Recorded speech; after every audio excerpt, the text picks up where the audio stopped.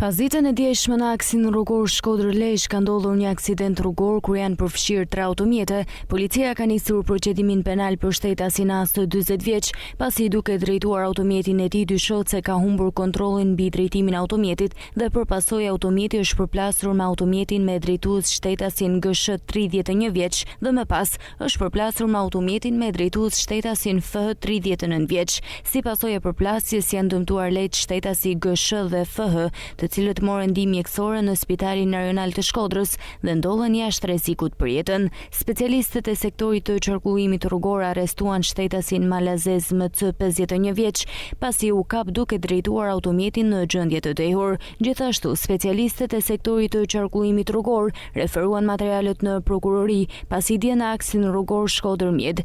Motomjeti me drejtues shtetasin KT 72 vjeç ka goditur nga pas automjetin me drejtues shtetasin GT 58 vjeç. Si pasojë është dëmtuar lehtë drejtuesi i motomjetit shtetasi KT.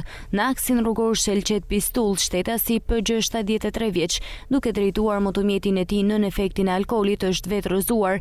Si pasojë shtetasi PG ndodhet në Spitalin Rajonal të Shkodrës jashtë rrezikut për jetën.